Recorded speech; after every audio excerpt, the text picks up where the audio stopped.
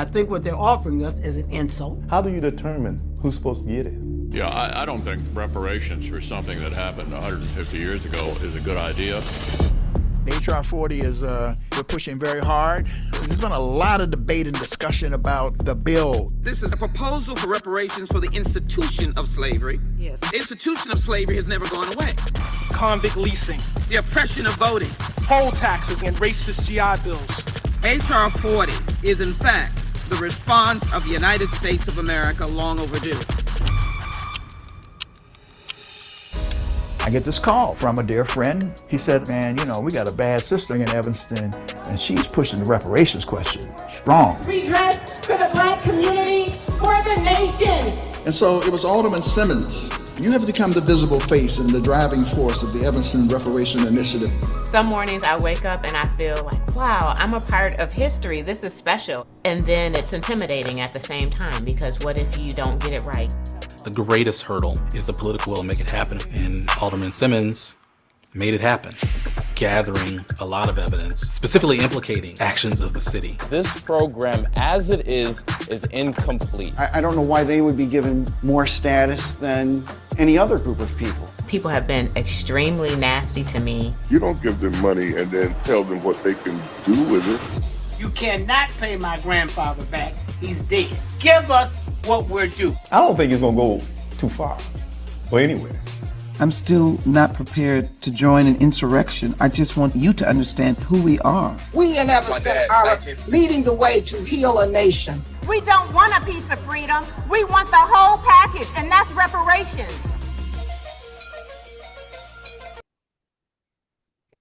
Well, good evening, everybody. Welcome to Critical Conversations. It's so good to have you here. I'm Reverend Susan Smith, and I am the director of the Office of Clergy and Leadership Resource Development for the Samuel DeWitt Proctor Conference, and you are here with us for this May 18th conversation. Reverend Marcus? And I'm Reverend Marcus Tabb, Assistant Director of the Office of Clergy Resource Development. And tonight we have two special guests. We have with us Ms. Robin Rue Simmons, the founder of FirstRepair, a not-for-profit organization that informs local reparations nationally. Previously, Robin Rue Simmons was the 5th Ward Alderman for the City of Evanston when she led, in collaboration with others, the passage of the nation's first government-funded Black reparations. Reverend Sue will probably say this later, but she's a bad sister. She is. She really is. And we're honored to have her, and especially grateful because she's just she just lost her mom, you know, for her to be here and to sit here with us is really quite something. So Robin Rue Simmons, I love you for a whole bunch of reasons, and especially for that, because I know what that feels like. We also have with us the Reverend Dr. Robert Turner, the pastor of Empowerment Temple in Baltimore, Maryland, who recently ended a 40-month commitment to walk 40 miles one day a month from Baltimore to the White House to draw attention to the importance of reparations for the Black community. Prior to becoming the pastor of Empowerment Temple, he was the pastor of the historic Vernon AME Church, the only structure that survived the 1921 race massacre in Tulsa, Oklahoma. So welcome. And we're delighted to have both of you join us this evening. We've all heard about reparations, and everyone, it seems to have their own understanding or definition of it and how it should be carried out. But to get us all on the same page, and I'm going to ask you a little bit later how you got into all this, but so that people can already be understanding and grappling with what reparations are and are not, I want you to please talk to us like we were all in the 5th grade about what reparations are, what they're not. And for you who are listening and watching, if you have questions, we want you to put them in the Q&A so that we can try to get your questions answered. But please tell us what reparations are. So start with you, Robin, and when you want to take a breath, Reverend Turner, you pick up where she left off. Thank you, Reverend Dr. Smith, and to all the leaders of the Proctor Conference. Grateful to be here with you. Thank you for your prayers and condolences. Reparations is a process. And as you mentioned, there are so many opinions about what it is and what it isn't and how you advance it and so on. But what reparations is most is a process that is protracted. It is complex, but it is making amends and righting a wrong In the case of the crimes against humanity of our people, it comes in 5 forms under international standards. Reparations is also a human right. So it is not just a cash payment. Cut the check is important, but it's so much more than that. So reparations are to be a comprehensive response to all the ways that we've been harmed from the institution of slavery and its vestiges that are still enforced today through local policy, like the policy in Evanston, Illinois. So yes to the cash payment, but also to healing, which in my time in the reparations movement has become my priority for repair. Okay, Reverend Turner, what would you add to what she said? Nothing really much. I agree 1,000%. It's really healing. Reparations is that medicine that America truly and desperately needs to take because she is sick. And America has been sick for centuries, and reparations is that medicine. And as she mentioned, the comprehensive definition is listed with the United Nations, which most of us reparationists fully abide by. But and that is a process. It's not a destination, but it is medicine that America needs to take if America wants to get well. The problem, though, is America has never wanted to admit that she was sick. Right. But even if she admits that she's sick, she don't want to get well. She thinks she's fine being sick. I was talking with a group of people the other day, and I said, I think a lot of people in the dominant culture really don't believe they're racist because they grew up with this stuff. They're eating it like oatmeal every day. That's what they learned, and they probably heard in their families, "You're not racist, and they don't deserve," and that they just want all of the tropes that we hear. And I think, bless their hearts, they probably don't even know. Really seriously, I'm going to think about that because some of them do. Now, some of them do, but I think some of them are truly ignorant. I wanted to share for the purposes of the people who are watching us, that reparations is not a new idea. Just because we hear about it, we have been hearing about it a lot recently. It started a long time ago. The discussion of reparations in the United States, I read, is nearly as old as the country itself, going all the way back to 1783, when formerly enslaved individuals in Massachusetts first petitioned for and received pensions.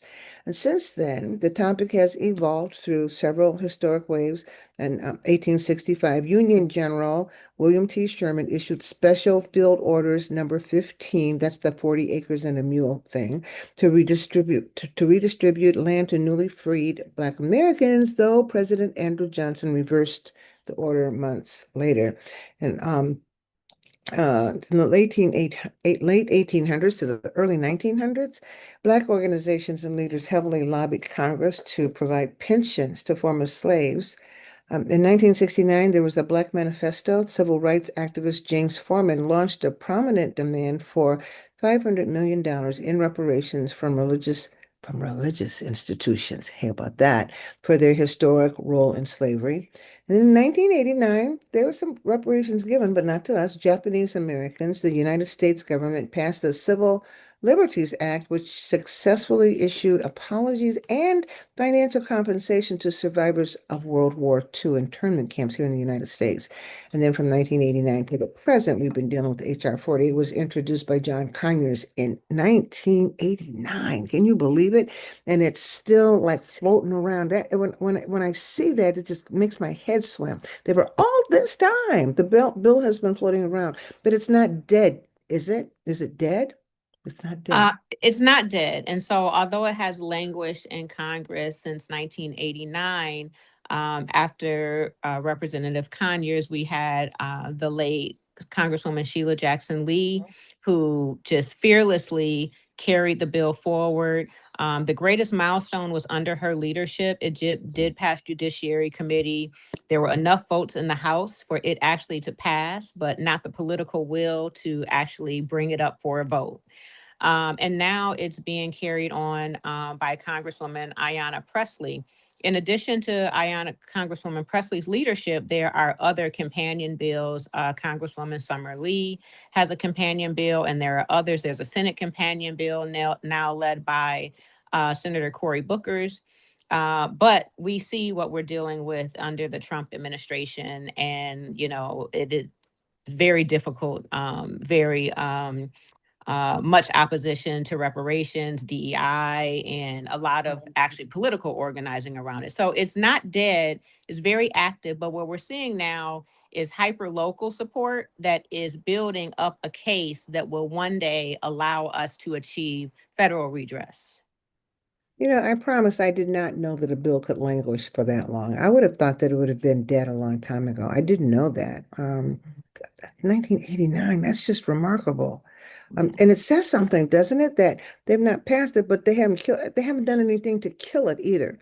Right. Is that, that would have been possible. They could have killed it a long time ago. Is that Yeah, correct? I guess there is something to be said about that. Certainly, the leadership of Black people in COBRA must be lifted up as the legacy organization established in 1986 that has advanced reparations without ceasing. That is their singular agenda. NARC organization that has carried it. So there's been strong, and Dr. Turner and I both are NARC commissioners. So there's been strong grassroots advocacy that's happened to make sure that our Congress people continue to lift up reparations, but no milestones towards it at all.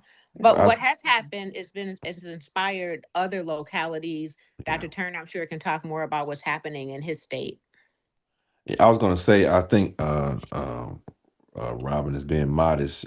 Outside of what's been not done on a national level, following her leadership in Evanston, local municipalities have really done what our Congress has yet to do, and that is taking their own agency and taking action, right? And so we see the first example being in Evanston with the repair work that was led under her leadership there. And now through First Repair, this galvanizing of local efforts across the country, where every year at the symposium we gather for encouragement and information and education and go back. And there have been several local cities. One of them I recently hailed from, Tulsa, is starting reparatory work, and several others. And then you have the states who've passed commissions, right? We have New York, California, Illinois, most recently Maryland, which is with its own political issues that we had, but thankfully it was put into law. And then you have cities like what she mentioned in Baltimore, where I currently sit on local reparations commission. So the reparations movement is not dead. In fact, it has more wind at its sails than it ever has before. Like, we've never seen this much movement in spite of who's in the White House, right? In spite of the obstacles that have been placed in our way. We see municipalities, we see states that are still trying to figure out this healing journey and what that looks like. And to be quite frankly, in an environment that is very antagonistic towards anything dealing with the word race, or social justice, or equity. So I think that it's a live and living movement. In spite of what has not been done on the national level. And we're still pushing nationally, right? You mentioned in the introduction, I walked 40 times to the White House, and now I'm going across the country in different states. We're still pushing nationally, but I think that we can, as we've learned to do from our ancestors in the organization she mentioned, like in COBRA and NARC, we're learning to walk and chew gum and fight this battle on different fronts. It's remarkable. Tell me really quickly, it's remarkable and it's admirable. Okay, it's admirable because this is a hard fight. Anytime you're trying to fight for Black people, it's admirable because you have so many little ravines and things that you can be falling down into, and you keep going. So I appreciate that. But Robin, tell our listeners what reparations in Evanston looked like. And there's people are saying, what does it look like? Did the people get a check? What did you do? Did you build a school? What did you do? What did it look like? Dr. Smith, we did all of those that you mentioned. And so it was in 2019 while I was serving as a Fifth Ward alderperson, and I have to lift up our dear beloved Dr. Iva Carruthers, who's also a native of the Fifth Ward of Evanston, Illinois. But I was serving as councilwoman there and had really an epiphany that I can't hold my congressperson accountable to reparations if I can't hold my city accountable to repair that was needed. And so we began the process, passing in 2019, initially establishing $10 million initially from cannabis sales tax. And very soon after that, adding an additional $10 million from real estate transfer taxes, prioritizing housing first. So it's important to note that we have 3 pillars of priorities for reparations in Evanston: housing, economic development, and educational support. And so we started with housing because that was what the community informed, the Black community. Another best practice of reparations is that the harmed community should prescribe and lead and inform the process. And so right now it is a $25,000 direct benefit to Black Evanstonians that have been harmed by housing policy that stripped away wealth and opportunity. And eligibility is Black residents who lived in Evanston between 1919 and 1969. That's when there was a anti-Black housing policy enforced until fair housing was passed, or their direct descendants. So myself, my daughter, we qualify because my mother and my grandmother and my grandfather were here in Evanston. The $25,000 can be used to build wealth in housing through the form of paying down a mortgage balance, applying it to the purchase of a home, using it for any type of home improvements. It can also be accepted as a cash payment as well. And that's what the benefit looks like right now. The beauty of that is that is tangible redress, but there are so many value adds to that 25,000 or that $20 million that I can't even put a number on how it has inspired institutional change, systemic change, change hearts and mind. Our community is supporting more Black leadership, more Black businesses. We did return a Black school, a school to the historically Black neighborhood, Foster School, where that had failed referendum for many, many years. And so now we're seeing a transformation where our community is not so much in charity mode, but they are really in a justice minded mode. And that has been huge. And I have to lift our faith community as the key constituency that has made this robust and made this have support in all demographics in our community. It's been our interfaith community that's led that process. I love it. I'm going to say, Reverend Robert Turner, like I said, I didn't know you did all the stuff that you do. I just didn't know you sit with you all that time, didn't know any of that. So I was doing something arbitrarily one day, and I came across this thing talking about this man was walking 40 miles from Baltimore to, I said, well, who was that? And I said, well, there he is. I know him. And then I looked at the story, and you were doing it once a month. And I'm thinking, well, did you prepare for that? Did you train for that? I mean, how are your feet? I mean, what are you doing? So I want to play a clip, if we can get that clip ready, that shows you in a conversation with a reporter about, and you're walking and she's walking with you. But then we're going to come back on the other side and kind of talk about how all that happened and what you're going to do next. Loretta, can you play that clip, please? Yeah, Reverend Dr. Robert Turner started his journey at 6:30 this morning from Warren County. He's heading here to the Raleigh State Capitol. Lauren, it's a 40-mile journey, one that he says is not about physical fitness, but more so about a spiritual calling. How you feeling? Oh, man, I'm cold, feet exhausted. I've been up since 3 o'clock. I caught up with Reverend Dr. Robert Turner 20 miles into his journey along US 1 in Youngsville, heading into Wake Forest. Holding his Reparations Now sign, every step intentional and filled with purpose. What happened here in 1982, the year I was born, matter of fact, was never repaired for. What happened in 1619, still not being repaired for. What happened during Jim Crow and redlining, still not being repaired for. Turner admits he didn't train for 40 miles, but says adrenaline and a call for justice are pushing him forward. The 42-year-old Baltimore pastor is marching from Warren County to the state capitol in Raleigh. He started at 6:30 this morning at the historical marker recognizing the PCB protests of 1982, where Black residents fought plans for a toxic waste dump in their community. The state authorized the dump anyway, sparking an environmental justice movement. Turner says it's not too late to make it right. There are several things that can happen. In particular, in rural Black America, especially rural North Carolina, the lack of health care that's there now, lack of transportation to get to jobs, the disinvestment in our communities. In the past, he's marched 40 miles from Baltimore, Maryland to the White House, echoing 40 acres and a mule, a promise never fulfilled to formerly enslaved people by Union General William T. Sherman at the end of the Civil War. So when I saw that, my first concern was, and I hope this doesn't sound flippant, but really, how did your feet do? Walking. I've done some good walking. That's bad on the feet, and you did it once a month. How are your feet? I just want to know how your feet are. How are your feet? They are pretty much always in a perpetual state of soreness, pain. My podiatrist has told me I'm not doing my feet any favors. No favors at all. My knees, my hips, even my lower back. But I tell you, God is gracious. You asked me how did I train for it? I really didn't. I've not walked before these 40-mile a day monthly walks.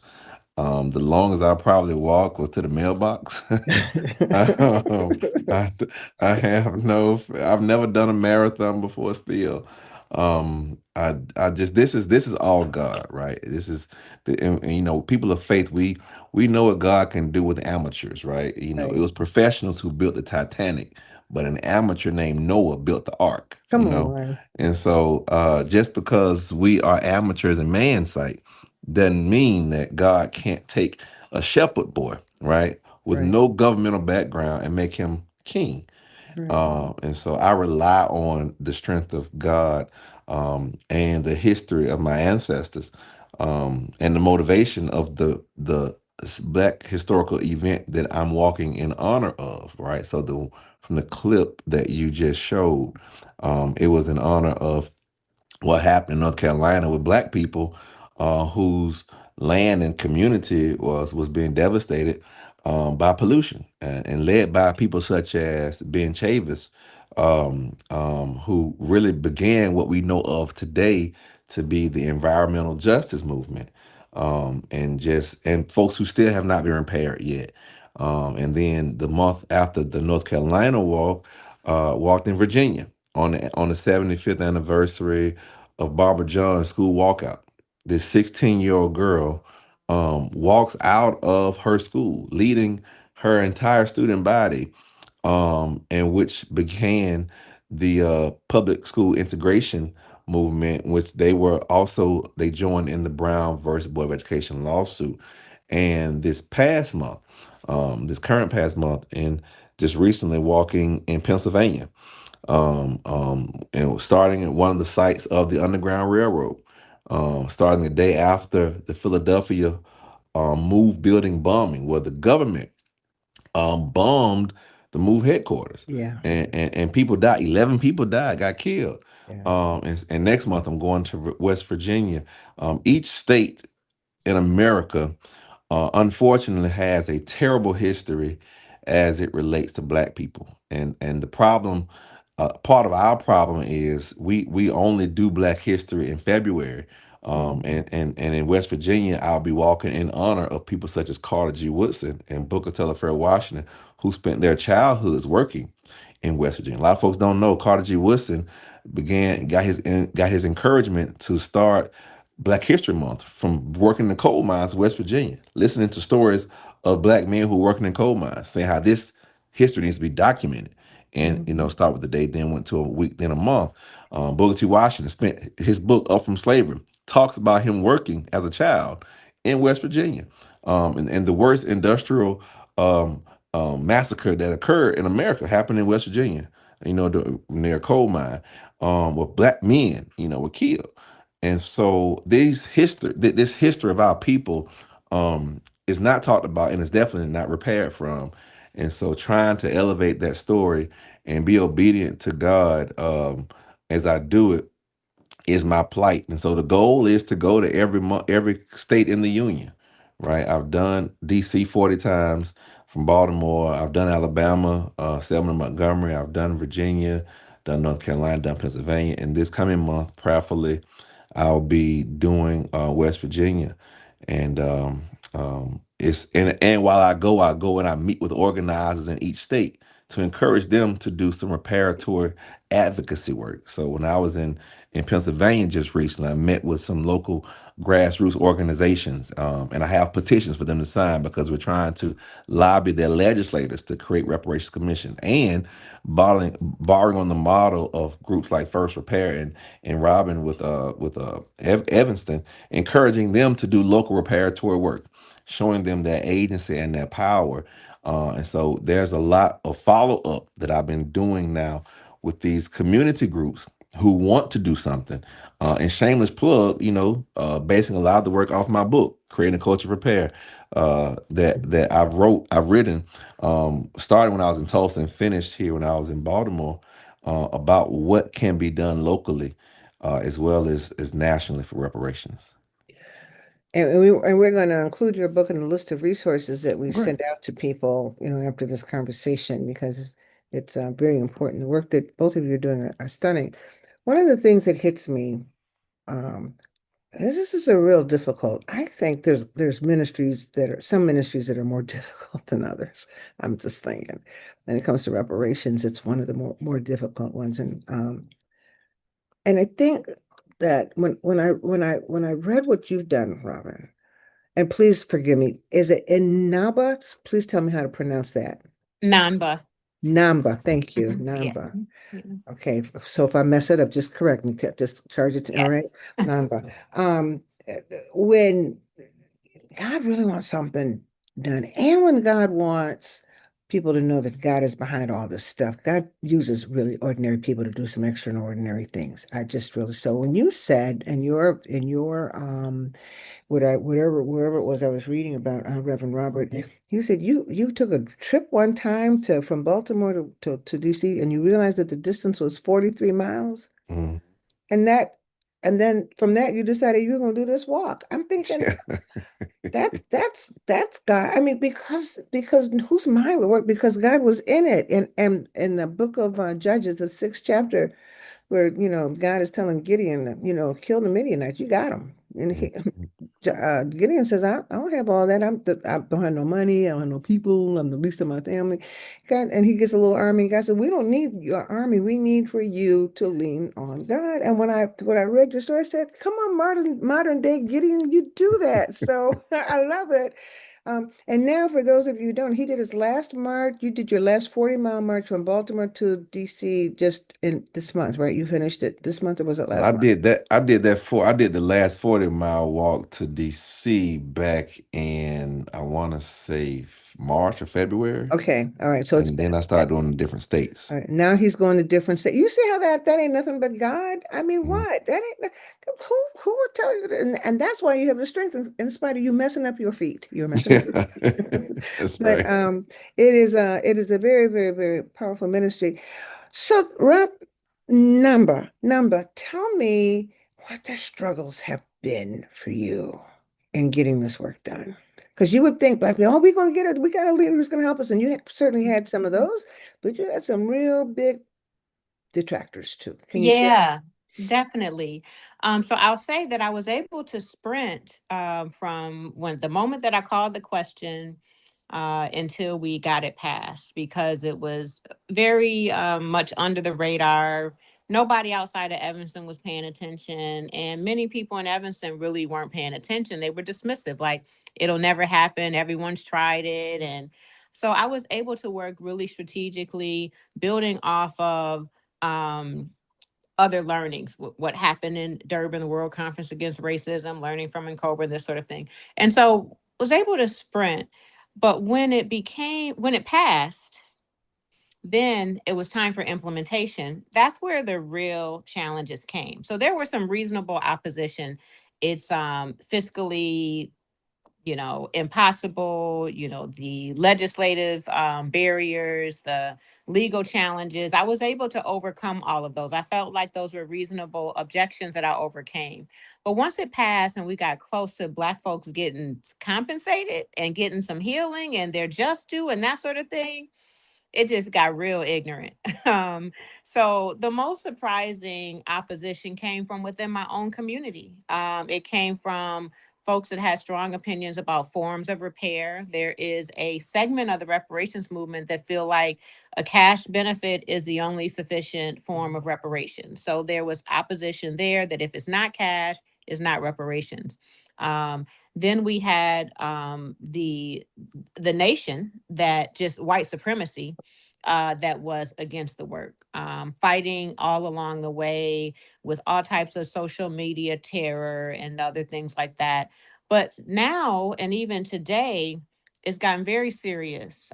We have a lawsuit in Evanston to stop the work that we're doing by a right wing organization outside of Evanston that says our work is reverse racism. We've had intimidating correspondence from the federal government. We've had attempts to introduce policy that would restrict local reparations at a congressional level and at a state level. Not in Illinois. Illinois is friendly to reparations. We have a commission here, but in other states, we've been able to fight against it and kill those bills with a lot of help from Dr. Turner as well. And then we've had legal, legislative, social attacks on our work. Our support and resources have been challenged. So it's a lot more challenging to organize and do the work because we are less resourced now because of the opposition. So it just doesn't stop. But I didn't expect anything less, really, because look at the nation that we're in and look at what we're trying to redress, over 400 years of Black oppression and violence, racial terror, and all of these things that we have been surviving. And so the struggle is real even today. It's not that we have overcome it. We are still in the midst of this lawsuit with an attempt to stop our work and for an attempt for if, Black people are going to be repaired, then white people are also due repair. Yeah, again, I'm going to tell everybody, and again, we'll include it in the resources, but The Big Payback is something that you must watch because it kind of covers the difficulty that you have. And it's one thing, for me, it's one thing when people in the non-melanated people fight you, but when your own people fight you, that's some of the most painful. And it's shown in that movie.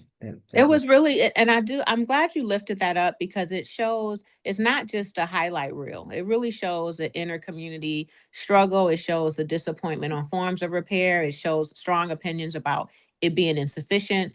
And everybody's right. I don't argue with people. You want cash, you should have cash. But the fact is we had to start somewhere and we could build on it.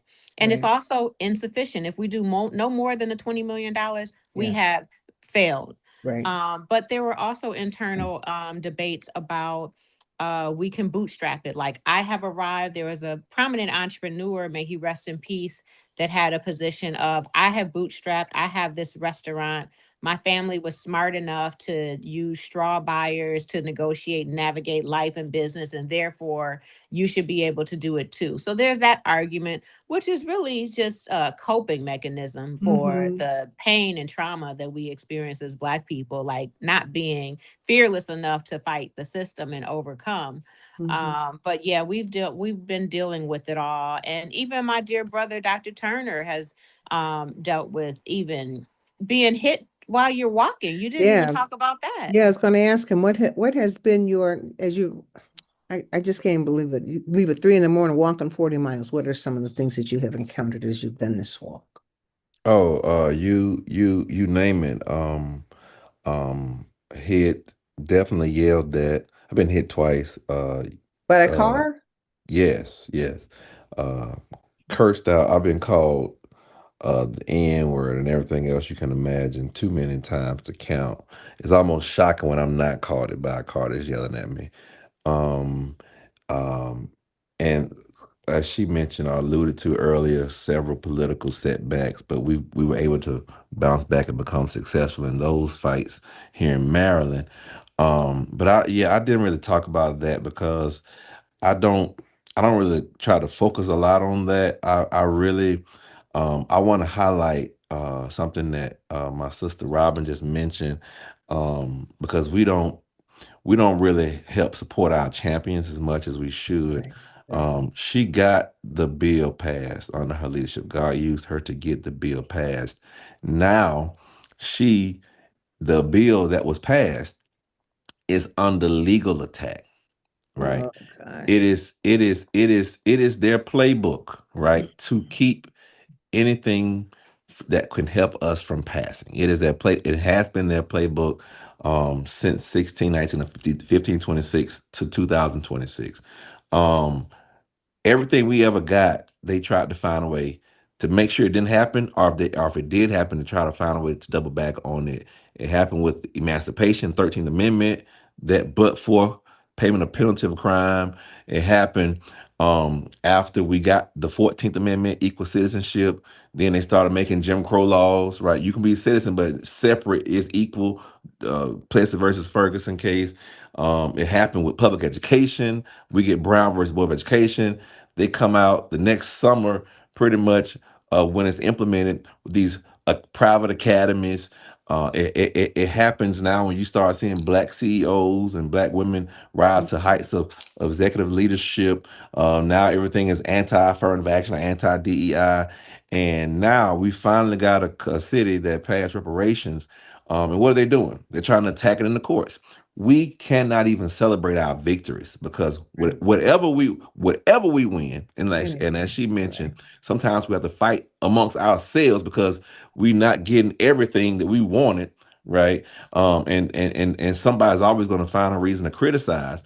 But I wish, and I don't know who they were, but I wish the same black folks who were criticizing Sister Robin for what she was trying to do and what she was successful in doing in Evanston, now should be trying to fight against the folks who are taking her to court, right? Because at least with her, you got something. These folks are trying to take away that something.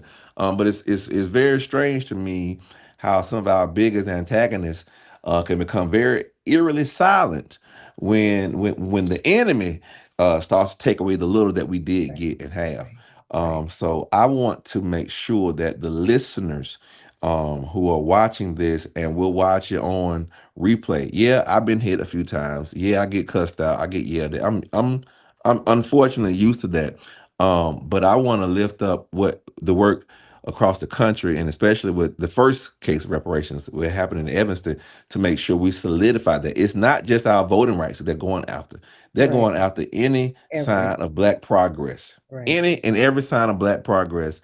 And reparations is chief among that. So as we are, upset about the Voting Rights Act, which I am as well. I am from Alabama. I did the same walk that Dr. King did from Selma to Montgomery. We should be as upset and should give as much energy to them trying to literally say that a sovereign city in a sovereign state of Illinois cannot choose on its own volition to give repair. Like to me, that's the epitome of big government. You're saying that a sovereign city, duly elected officials in a sovereign state of Illinois cannot choose to have its own agency to give reparations to its own citizens. That's ridiculous to me. It is.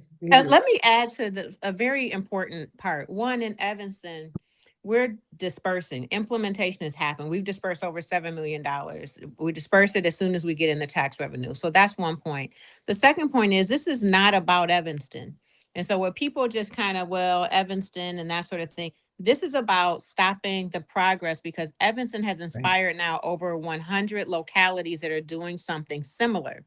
So while we set a precedent for a home rule city and a home rule state to use its own tax revenue, we're not using any dollars that are passed through by the federal government or even the state government intentionally. We're using home rule taxes that we cannot govern within our own purview. They are to set a precedent that this cannot happen.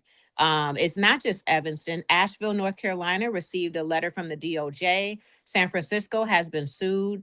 So this is a movement, a very, very well-funded and very coordinated political and companion to legal effort to stop the progress that's happening for redress for the Black community.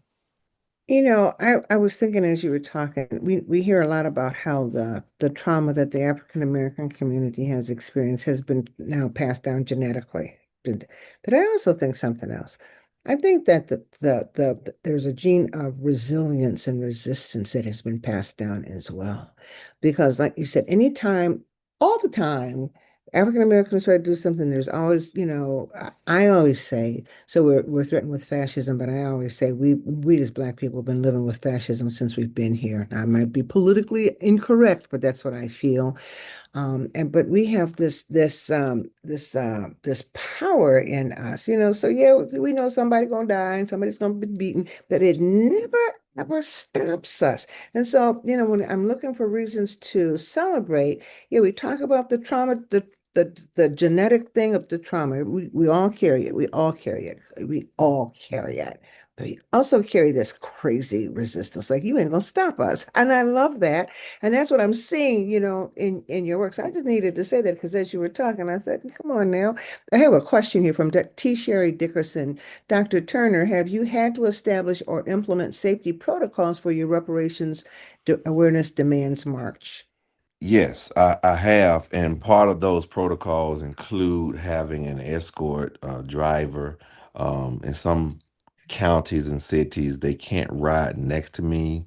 I walk on the shoulder. I've been harassed by police several times, Jesus. and my escorts have been harassed by the police, even being prevented from going to the state capitol at Virginia. I was kicked off the state capitol of Virginia. I still did my prayer and read my scripture, laid the wreath. But under threat of being arrested, but I was fine with being arrested.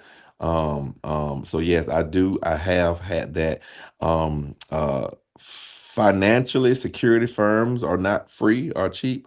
But I am in the process of creating a nonprofit that could help raise funds to help offset any of those fees for like armed security companies. Right now, I have people who support the cause and who come out and put their own cells, bodies, and vehicles on the line, but not as what somebody would call a professional security company at this point. Okay. Then another question is, and I think you kind of just answered it. This is, are there ways to support financially or tangible actions that we can take? Yeah, stay tuned. Stay tuned. Yes, yes, yes. Yeah. So okay, so you get up 3 o'clock in the morning, you walk to, and listen, y'all, he has walked in all kinds of weather. I'm just impressed with both of y'all because ministry is not cushy, right? It's not cushy. It's so difficult. So sleet and hail and snow and Yes. cold. Freezing I just, cold. oh my goodness. Oh my goodness. Nothing is colder than Washington D.C. on Dr. Martin Luther King's Day. That last one was on the one before last year was on President Trump's inauguration. He chose his inauguration on Dr. King's birthday holiday. And so I'm walking and my cell phone dies. It's like freezing, below freezing weather. All these MAGA folks and the Proud Boys.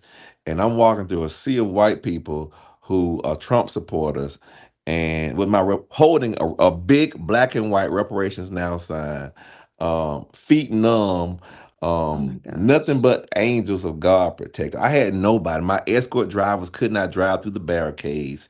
It was literally me against the world.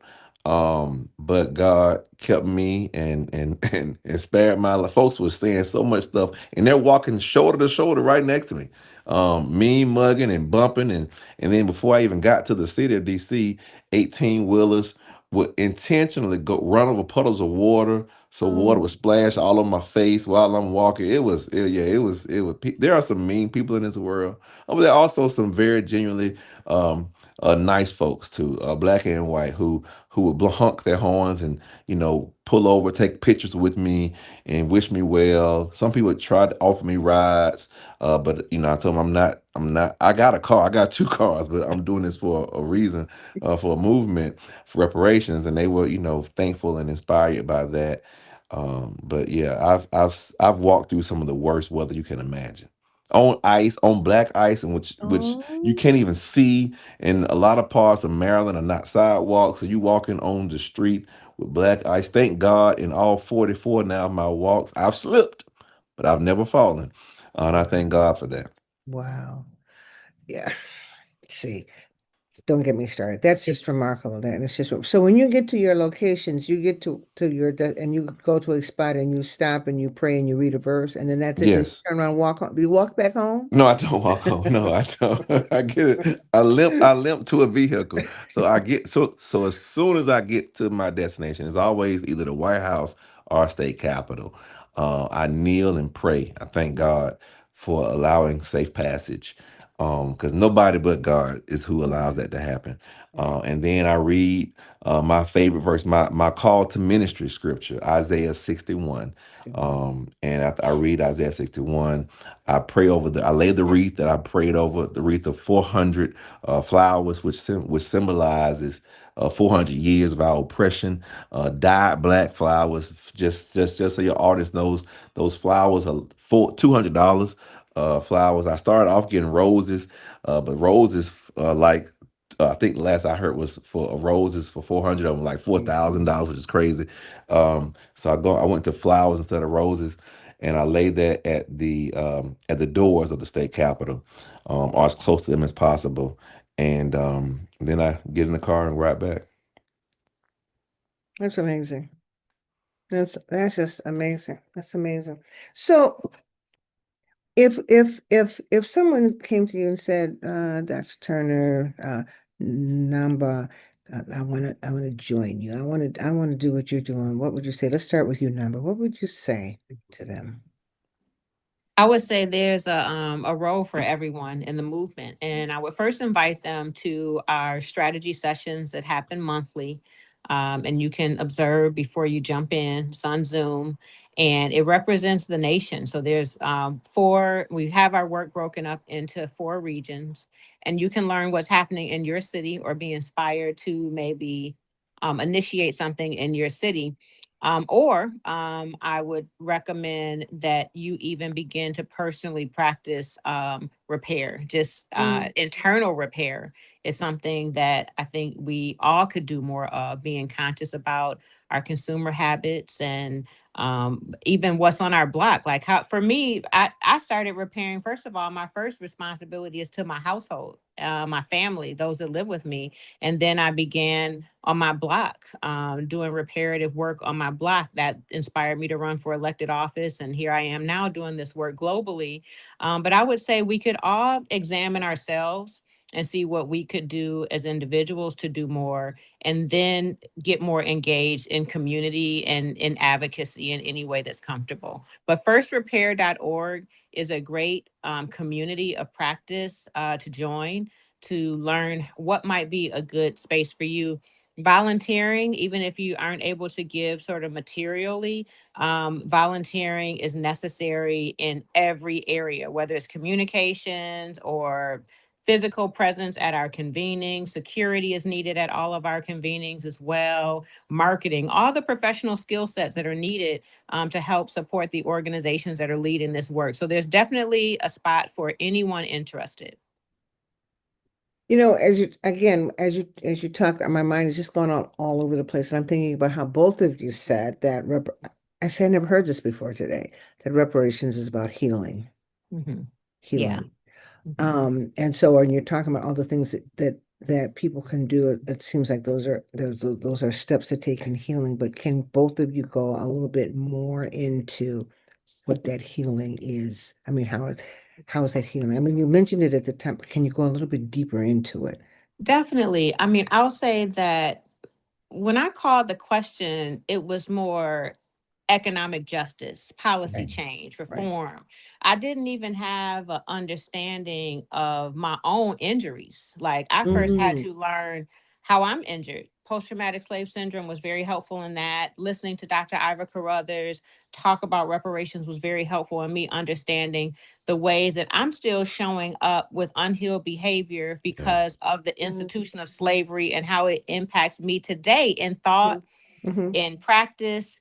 I didn't realize. And so mhm. as I began to heal internally, my prescription for reparations changes. I can't think of a dollar amount big enough that would satisfy the redress that I needed. And so that's where the name Namba comes from. Um, Sorry about that. Namba is for me was a personal internal repair that I was able to do an act of lineage restoration. Mm. And so I had a milestone birthday last month. I turned 50 and I went to Guinea-Bissau after learning that my ancestral lineage was from the Balanta tribe. And there I was named, I was offered and accepted citizenship. I'm in the process now of um, building a home there. I've purchased land. And so the way that I feel like I belong there, the healing that happened, just having my feet in the sand there in Mm. Guinea-Bissau, has transformed my life in ways that Wow. no sort of policy milestone or professional accolade or any type of justice that I could get from an institution that harmed me, they can't heal me. They can't satisfy me in the way that I can satisfy myself through lineage restoration, cultural restoration, my own spiritual healing. And so I think that when we heal ourselves, we heal our families, our community. We're interacting with one another differently. We're practicing cooperative economics. We are, really honoring, Ubuntu and all of these practices that are values that we have left behind because we are guarded, we're intense, we're in defense mode, we're in survival mode. And if we can heal ourselves, I think that we'll be there. We'll be repaired if we could just Mm. heal ourselves. Mm. So I don't have all the answers, but personally, my own personal journey has gone down a path that is more in my own sort of cultural and spiritual healing. And it's made me understand the work that we're doing more so. And it has made, I believe that we have more impact when we are healed as a community because solidarity in practice is far more powerful than anything an institution that doesn't even value us as a full human can give us. Yeah. Dr. Turner, I'm going to ask you the same thing, but I'm going to share that when you don't even realize, think we have cultural sneezes that we don't allow to come out. We just, you're going to sneeze and you keep it in for whatever reason. And we have a lot of stuff that we have just kept in. But I remember, and I tell the story all the time because I can still feel the impact of it. And I think that's what you're talking about. You feel the impact of how you've been hurt. You didn't realize it was there until something happens. And when I was a student, a seminary student, and I was an associate pastor at Trinity, with Reverend Jeremiah Wright, I mean, they don't get much more classic than him. And I grew up in the Lutheran church in my neighborhood. We had Rudolph Featherstone was the pastor, and he's nice and all, and he was kind of, but it was still like white church. It was Lutheran, it was just, so we went there and we didn't, we were just disconnected from our Africanness, our Negro-ness or whatever. We were disconnected. So when I went to Trinity, and it was like, whoa. Well, it started when I went to John Bishop's church, Bishop John Bryant's church, Dr. Turner. And they went in and they had that great big old beautiful mural with black art and black, black spirit, and Bethel AME Church. And I thought, oh, this is good. And something started to stir in you because you don't see that. You don't see yourself, you don't hear yourself. So that's when it started. And you know, And then when I got to Dr. Bright's church, and he just sews it all in. He just, he says, we're not, this is all part of this whole cloth, and you're part of this cloth. And then he was preaching this one day, and to be honest, I wasn't paying much attention to it because I was like tired. But I heard him. God let me hear this one thing. He said that when he said that Chief Justice Roger Taney said that there were no rights of a black man that a white man was bound to resist, I sat straight up. I thought, what are you talking about? Because we weren't told that kind of stuff. We weren't, and it did something to me. I mean, I would from then on, I hung on every word because I realized, because I felt something loosen up inside of me, like, what are you talking about? And it made sense. And then I could see what was happening in the church. These people walk around African clothes and our natural hair before it was stylish to do it, because we knew who we are. And that, if reparations leads to that kind of a breaking of that tight, that veneer that we have to keep around our own spirits to survive in this culture. Oh my gosh. So when you talk about healing, see, I'm going to be thinking about this. This is your fault, but I'm going to be thinking about reparations as healing, because I never thought of it that way. Dr. Taylor, Dr. Turner, when you thought about the healing, what was a moment that you realized that what you were doing was an exercise in healing? This is so powerful to me. But as a pastor, seeing things and seeing people and institutions, not as they are materially, but as they are spiritually. And there is a spiritual warfare that this work engages. There are demonic principles at work over sections of this country, right? And there are heavenly angelic beings also fighting.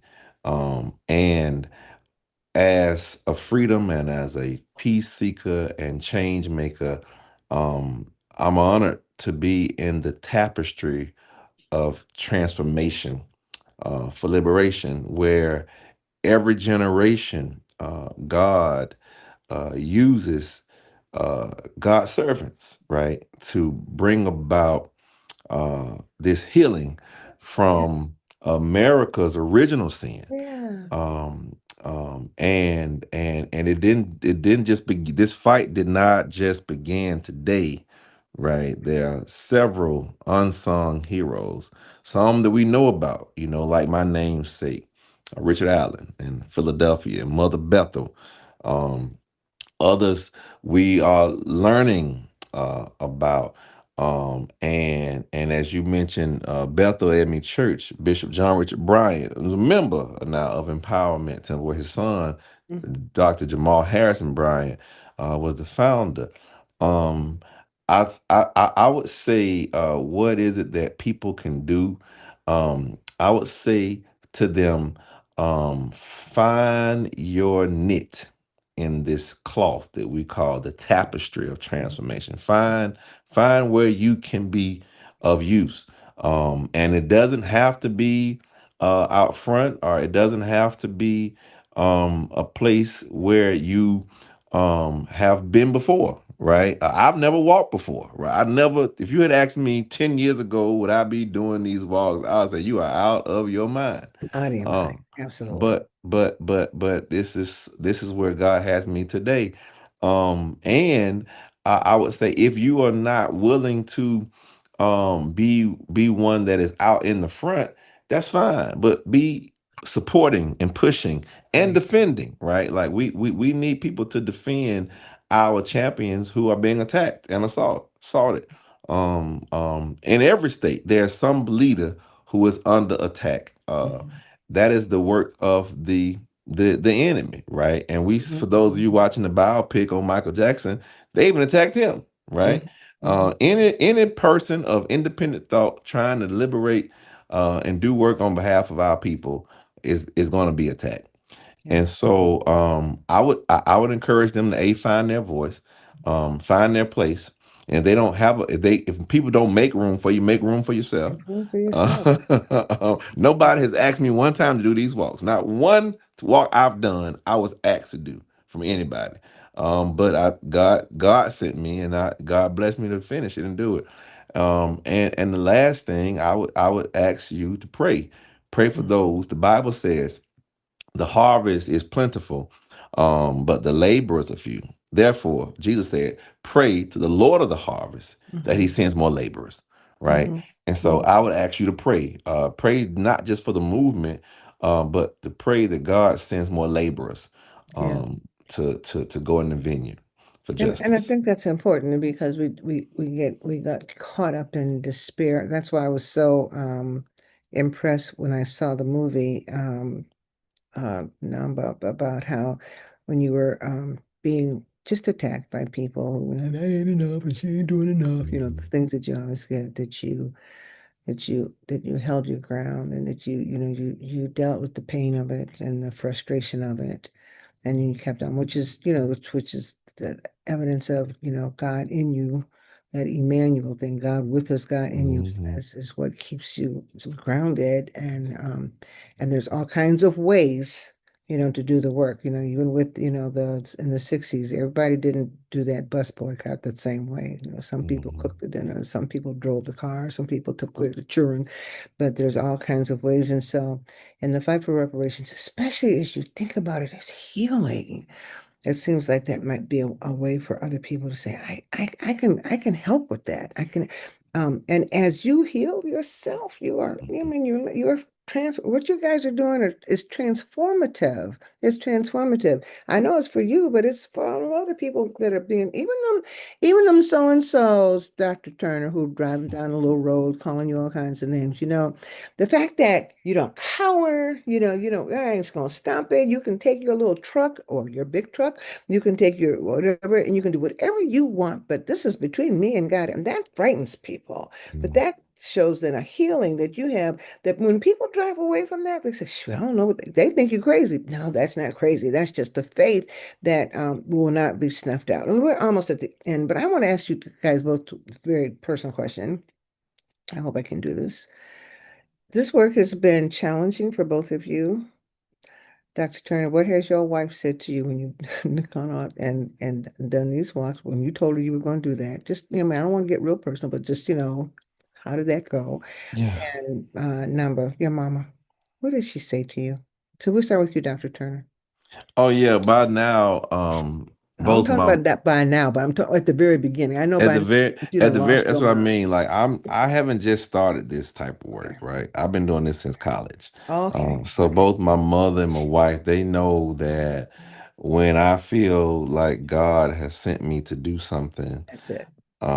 yeah, that's I love it. as the old song say, if you can't help me, please don't stop me.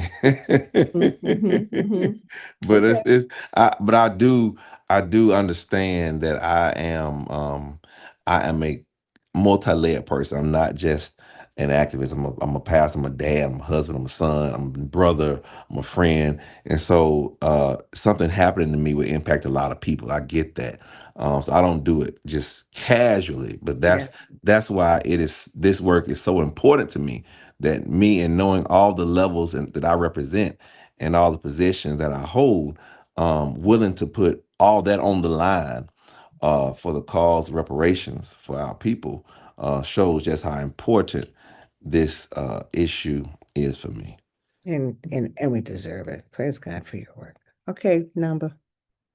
I would say, like Dr. Turner, wasn't a real surprise for my mother. My first policy advocacy was in freshman in high school. Okay. So I've been doing this type of work a long time, been a public servant for 25 years. But I will say that what she told me is take care of myself, because I will get in like a work trance where I kind of abandon myself.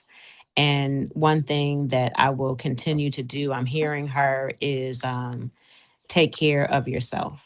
And um, I'll just leave it at that. And so, for all these movement leaders and those that are servant leaders, you have to take care of yourself. Burnout is real, exhaustion is real. Our health, we're nothing if we're not showing up healthy and whole and a whole person.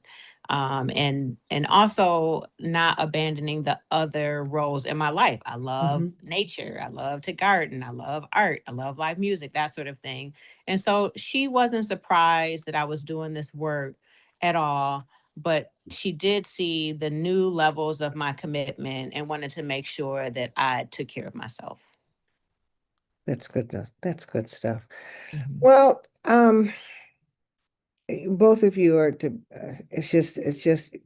the fight for reparations is so large, and the fact that you guys are just, steadfast and immovable and just doing what you're doing and having results, is moving to me.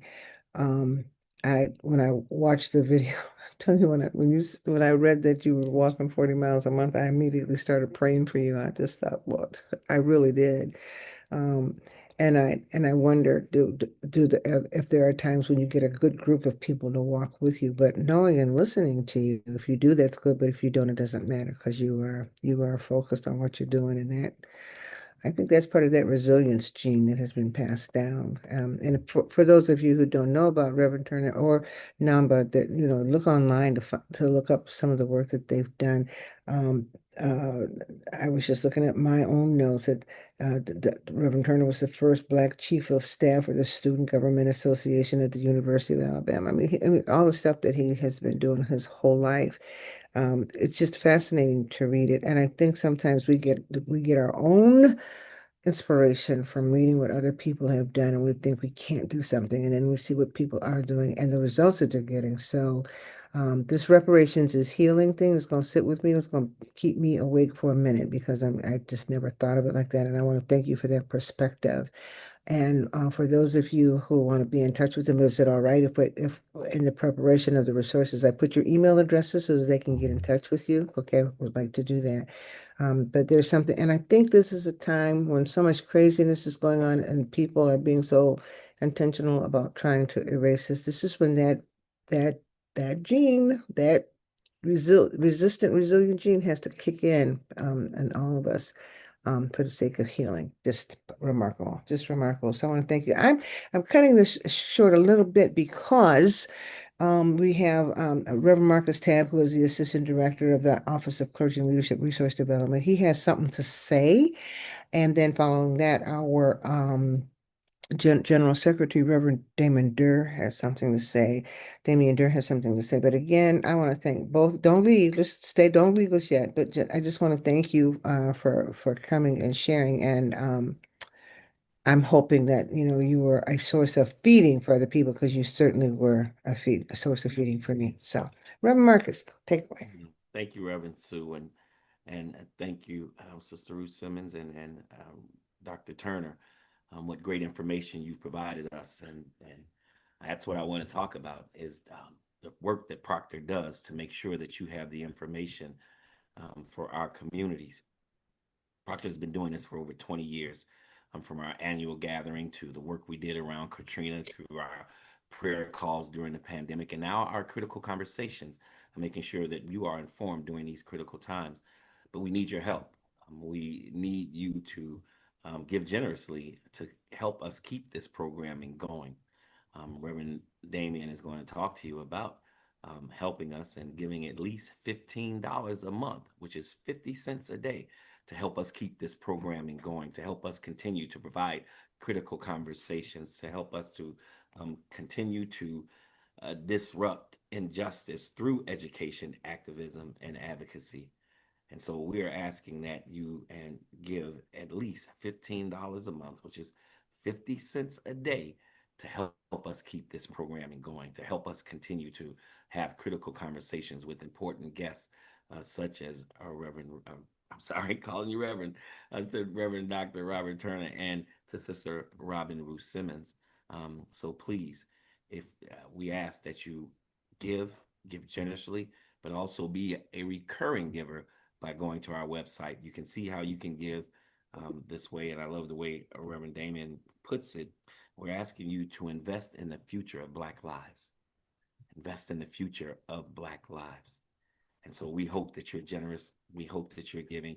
We hope that you enjoyed this program enough that you'll give, so we can continue to give back to our communities through programs like this. Amen. Damien. Thank you. Thank you so much, Reverend Tab. And again, I want to thank everyone for tuning in on this evening. We had the unique and distinct privilege of sharing with our dear sister in December, which is where I met Dr. Turner at the First Repair Conference. I had the opportunity of attending my First Repair symposium in 2024, and then we had the opportunity to attend in 2025 and be a part of facilitating a conversation about the significant role of theology with this work of repair. And so I'm honored and humbled that both of you took time out of your schedule to share with us.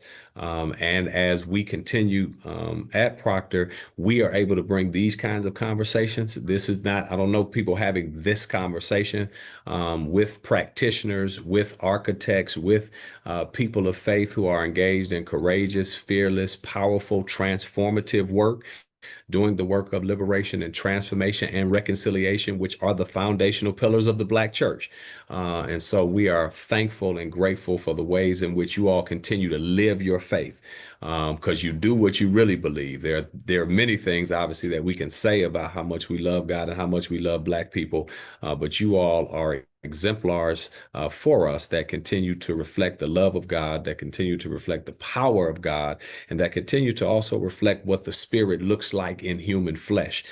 So in a year that there's going to be a celebration of 250, we continue to offer counter narratives like the 60th of the Panthers, or the 60th of the Tallahassee bus boycott, and the work that you all are doing is significant in general, but it's even more significant based upon what we see taking place in our country right now, and the lies that continue to be told, and the erasure and the eliminationism that continues to happen. So I want to just thank you both for sharing, and we look forward to how we can continue to be in partnership with First Repair, as well as with you, Dr. Turner, as you continue to do game-changing work and put your hands to the plow, literally, and continue to move across this country. And so, as Reverend Tab said, we cannot continue to do this work without your support.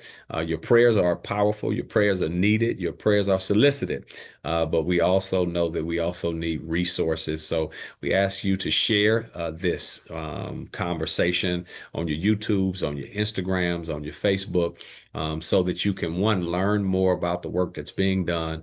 Because oftentimes people say, it's not, they don't know. Sometimes people just don't know what's being done. So we're grateful and thankful for this conversation on tonight. Thank Reverend Tab and Reverend Sue for their leadership. But please spread the word about the conversation, and continue to spread the word about the Proctor Conference as we continue to do and engage in liberatory education. And that work, of course, costs. So consider giving $15 or 15 for the future, as you are listening to two practitioners who've been engaged in the work of futuring Black lives in real time. So again, thank you all so much, and God bless you. And Robin, we continue to keep you and your family in our deepest prayers and thoughts. Thank you, Reverend Damien, Reverend Marcus. Thank you so much. So, Reverend Turner, you're getting ready to do national. You're going to West Virginia, and then Yes, ma'am. Tell me the order of the states that you know so far where you're going. Well, going to West Virginia in June, and I'll be in New Jersey in July. And I'm praying about Rhode Island and New Hampshire for August and September, and Maine in October. God bless you. God bless you. Are you making it so that you're in some warm states during the winter? That's my plan. Now, I've had my full of winter weather, so I'm trying to do the north in the summer months and the south in the winter months. Okay. And do you, if are you willing to let us know what your schedule is? So if people want to join you, they Sure. can. Okay. Most So definitely. I'll talk with you about that, because we Most definitely. need to be a partner in that. And Namba, your work speaks volumes. For I just admire you, and I just want to say, stay strong. I get emotional. So when I see people in the movie, like talking smack, I thought, okay, you know what, makes you kind of want to take your earrings off and put, all that kind of stuff. Indeed, indeed. So just go there. But that's not what we need. So I'll be praying for you. Thank you. And I think that both of you.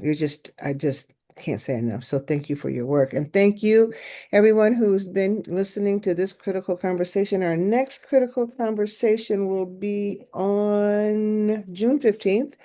And we're going to have Adam Taylor from Sojourners and trying to get some younger people who maybe didn't think so much about voting last time and maybe didn't vote last time, and get them in and let them talk and let us listen, let them learn, because this is going to be a really critical conversation. Adam Taylor is the president of Sojourners. He's been on the battlefield for a long time, but I know that some of the young people that didn't vote are feeling some kind of way.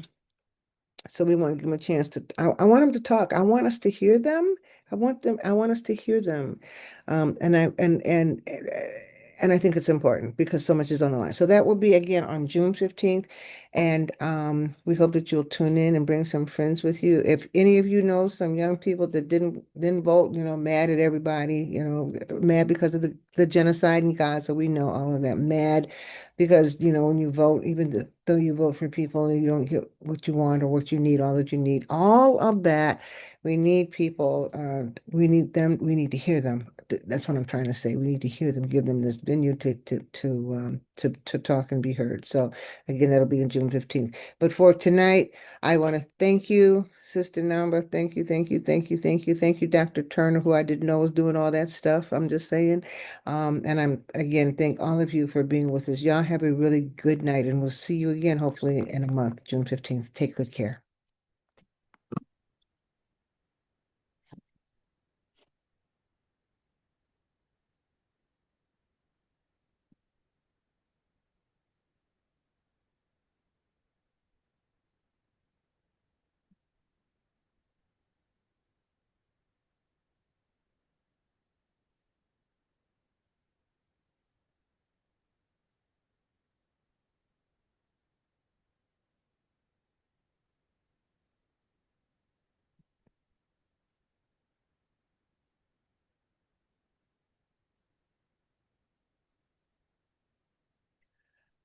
Well, thank you, Reverend Sue, for all you do. Thanks. That was a fun conversation. Reverend Tab and everybody on the team Proctor.